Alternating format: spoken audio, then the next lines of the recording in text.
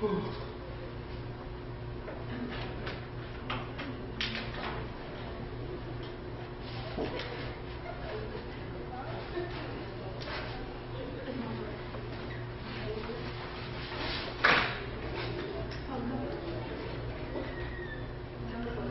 it's okay.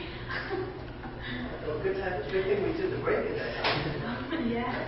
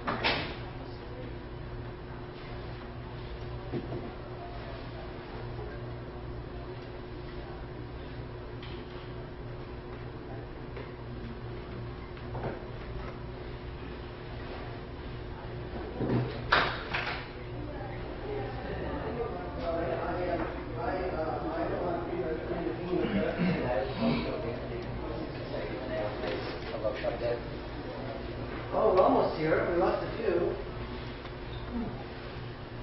Okay. The people who did not return will have their internet frozen for 24 hours. Because we are the masters of technology.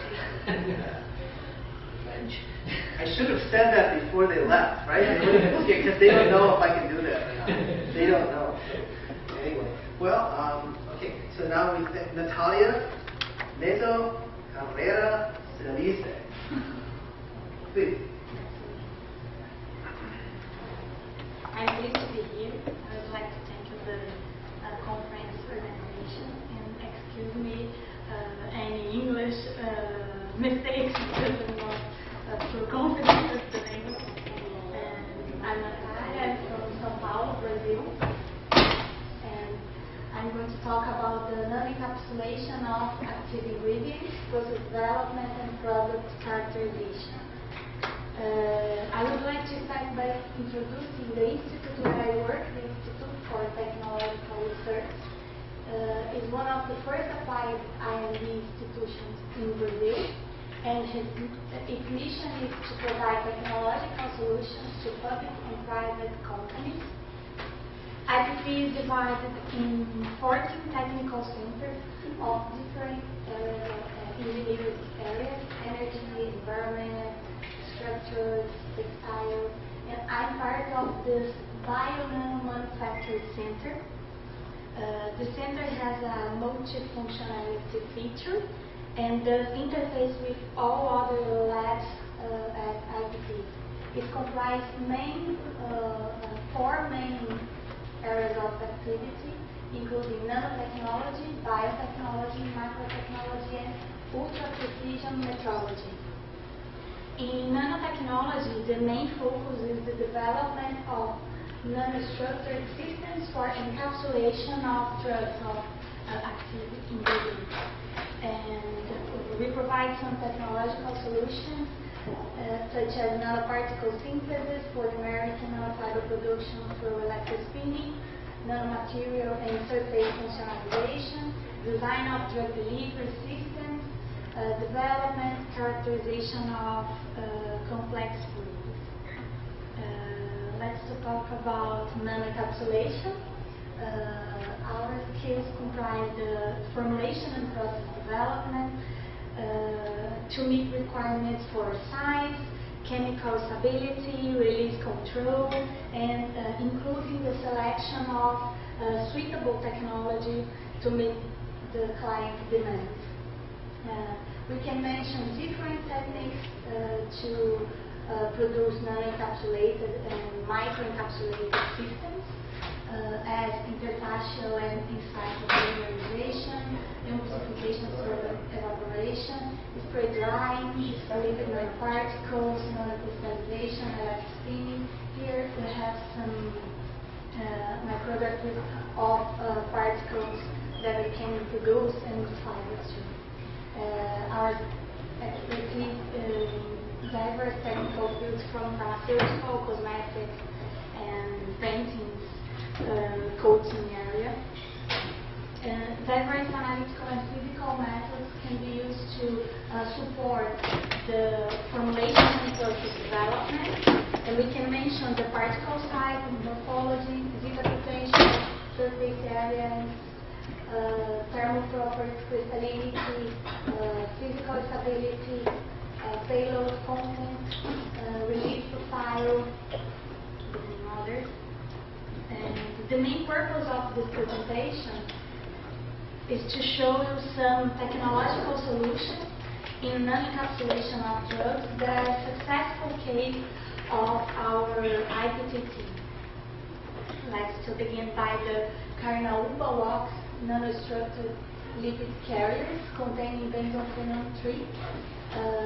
The aim of this work was prepare and characterize the delivery system based on a mixture of solid and liquid lipids for a sunscreen encapsulation.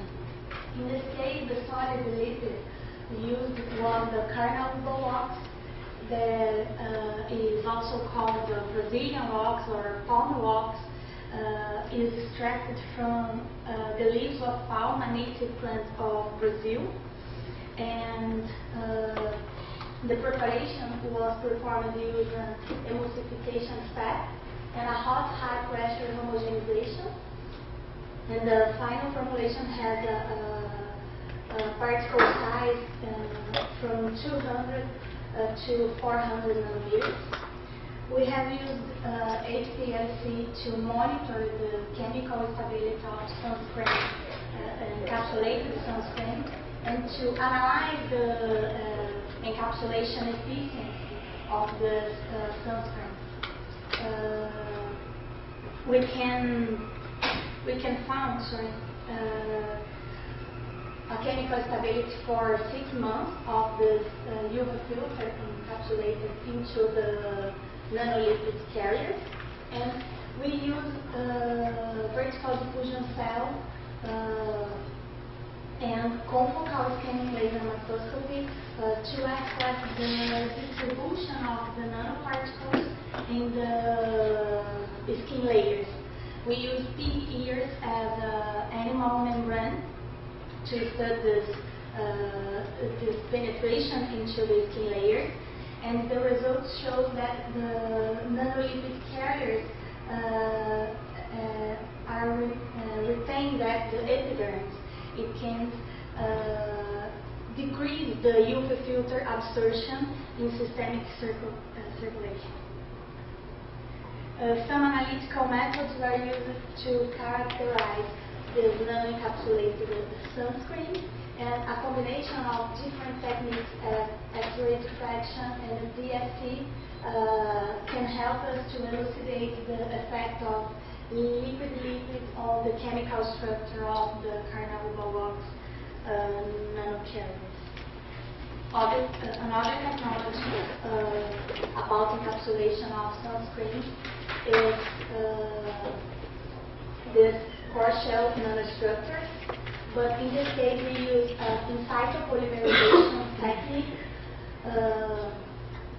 using a methacrylate polymer and a colloidal oxide agent as a stabilization agent in this process.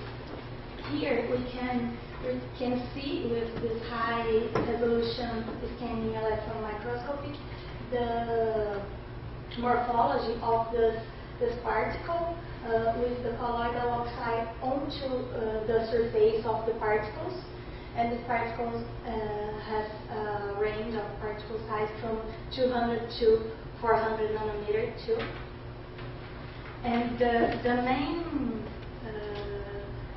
main aim of this work was the association of mechanisms for UVA and UVB protection, and we can evaluate this protection using UV transmittance technique.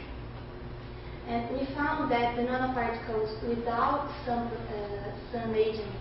protection agent has an absorption effect, but when we encapsulate the sunscreens, this effect is increased, and we have an absorption effect, to block the UVA and UVB radiation up to 70% using low concentrations of nanoparticles. Let's move on other technology that we can use to encapsulate active ingredients. The first speaker in this section, Professor Peter, has described this process, electrospinning, and we can use the polymeric nanofiber produced by electrospinning to patch applications because his increased area volume rate. This results in a controlled release of the drug, and the big advantage of this technique to encapsulate drugs is because you can incorporate the drug into the nanofibers. It's not an adsorption process onto the surface of the fibers. The drug is encapsulated into the structure of the fibers, and it can perform a controlled release of the drug. Here we have two different examples of application of the polymeric nanofibers, one in dentistry and other in cosmetic applications. The first is one example of antifungal drug encapsulated into a polymeric nanofiber using eldredite and PVP as the encapsulating agent. And these nanofibers can be put on infected wounds for buccal administration, and it performs up to 6 hours of release of the drug. We use here to evaluate the mucosal permeation, pig esophagus as an animal membrane model because they mimetize the buccal mucosa. And in the second case, we have a drug used in the cellulite treatment that has an increased permeation into the skin layers and release of the drug up to 24 hours. Another technology to modify the drug release is a glass microfluidic device used to nanoprecipitation of drugs. In this case, we use rifampicin, that is a drug used in the tuberculosis treatment. This drug has stability and a low water solubility. We use this technique, nanoprecipitation, to produce refractory anamorphous in a nanometric size, and we can change the thermal properties, change the melting point of this drug, we can change the crystallinity profile of this drug, and this implies increase the dissolution rate, and it has a potential to increase the bioavailability of this drug. Another technology we can mention here are the smart nanoparticles containing anti-HIV drugs. In this case, the big news are the new equipment used to produce the nanoparticles. This is a nano-spray drying, is from Bushi, this equipment, and it changed the spray drying possibility because we have two key features: the piezoelectric atomizing membrane that ability to produce nanoparticles, dried nanoparticles, and the novel electrostatic particle collector. You can collect more than 95% of the dried particles because all material is retained at this chamber. We use different materials as encapsulating agents, as Arabic gum, cashew gum, alginate, CNC, ultragit, and silicones. And in this case, we are focused on producing intelligent systems to release the drug in different pH. We use zidopudin, that is an anti-HIV drug that is susceptible to degradation by stomach fluids. Then, because of this, we designed a pH-sensitive nanoparticles to protect the drug from the acid pH degradation. We have tested other drugs as lamivudine and vitamins, and we can find different release profile in different pH, and we can protect the drug from the acid pH degradation up to 50%. And the last technology to encapsulation of active ingredients are the nanocarriers based on starch for topical application. In this case, the main focus is that protect the drugs from chemical degradation and increase its skin permeation. We use 3 different drug models: skin cancer drug, an anti-inflammatory, and a vitamin, to evaluate the behavior of this starch nanocarrier. And we developed a 2-stage process comprising an emulsification step and a water extraction to synthesize the nanocarrier in a silicone phase. Here you can see the morphology of the nanocarrier using scanning electron microscopy, and we can see a change in this morphology when the nanocarrier is drug loaded.